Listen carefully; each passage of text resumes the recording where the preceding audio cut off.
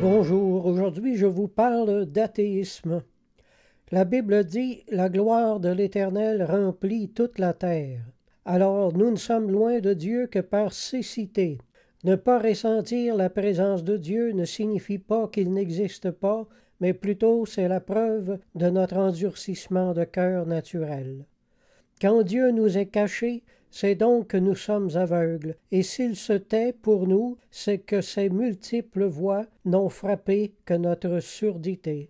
Le père Cossette a écrit que la foi, c'était être semblable à un enfant aveugle qui n'a pas besoin de voir son père pour lui tendre les bras. Tout comme l'œil de l'homme prouve le soleil pour lequel il est façonné, ainsi notre besoin de croire en Dieu atteste l'existence de Dieu. Alors vivre dans l'athéisme, c'est vivre dans une vie morbide et noire qui favorise l'endurcissement du cœur, la suppression de la conscience et l'anéantissement de toute morale. C'est pourquoi beaucoup d'athées deviennent des monstres. On parle beaucoup de la difficulté de croire, mais qu'est-elle en comparaison de celle de ne pas croire? L'homme est libre de ne pas croire, mais il peut en mourir de désespoir. Blaise Pascal a écrit « La foi ne dépend pas des preuves, mais de Dieu. Dieu vous accordera la foi si vous la cherchez, mais si vous la fuyez, c'est elle qui vous fuira. » Certains se disent athées parce qu'ils sont en colère contre Dieu. Se dire athée est leur façon de se venger de Dieu parce qu'il n'est pas intervenu pour empêcher un malheur ou une épreuve quelconque. Vous ne comprenez pas pourquoi Dieu n'est pas intervenu, mais il y a des raisons pour tout. L'Évangile vous donnera toutes les réponses. Lisez le Nouveau Testament et vous recevrez beaucoup de lumière sur toutes choses.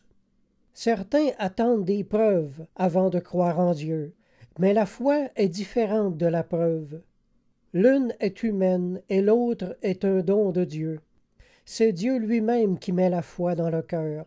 Les preuves viennent ensuite. D'abord la foi et ensuite les preuves viendront et non l'inverse. Les preuves ne donnent jamais la foi, mais la foi donne les preuves. La foi nous introduit dans une sphère surnaturelle qui est hors de la portée des yeux du monde. Jésus dit à ses disciples « Et moi je prierai le Père et il vous donnera un autre consolateur, afin qu'il demeure éternellement avec vous, l'Esprit de vérité, que le monde ne peut recevoir parce qu'il ne le voit point et ne le connaît point. Mais vous, vous le connaissez, car il demeure avec vous et il sera en vous. » Voyez-vous, l'Esprit de vérité n'est donné qu'à ceux qui ont déjà la foi, parce que le monde ne croit pas en ce qu'il ne voit pas, ne touche pas, il ne connaît pas. La foi ouvre la porte à une relation spirituelle véritable avec Dieu. Plus besoin de foi. Un temps arrive où les interventions de Dieu dans la vie sont si nombreuses et si manifestes que nous ne pouvons plus parler de foi, mais d'une évidence. Je souhaite à quiconque de connaître cette vie extraordinaire et merveilleuse. Croire est une loi de la nature, alors pourquoi vivre à contre-courant? Pour moi, la foi a été comme un baume sur une blessure douloureuse. Le jour où j'ai décidé d'avoir la foi, d'ouvrir mon cœur à l'esprit de foi, a été le plus beau jour de ma vie. Je ne savais pas que la foi était si délicieuse et qu'elle apportait un si grand bien-être, une si profonde béatitude.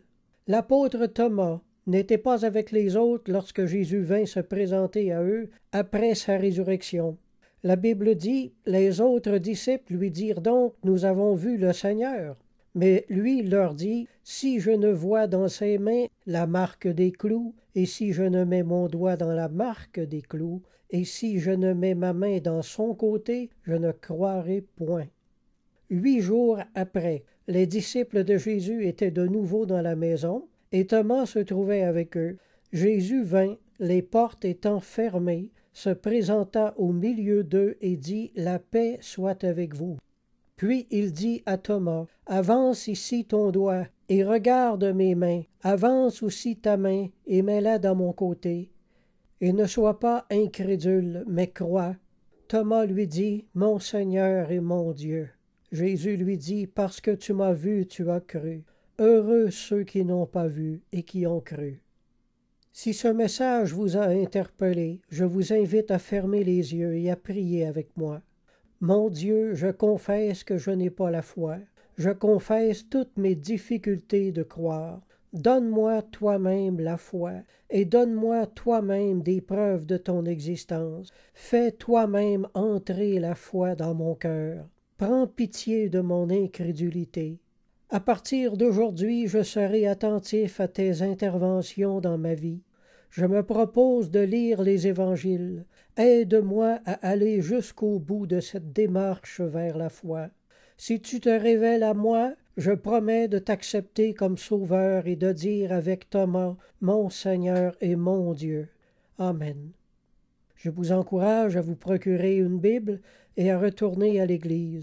Si vous avez des questions, mon adresse courriel est jocelyn041@hotmail.fr.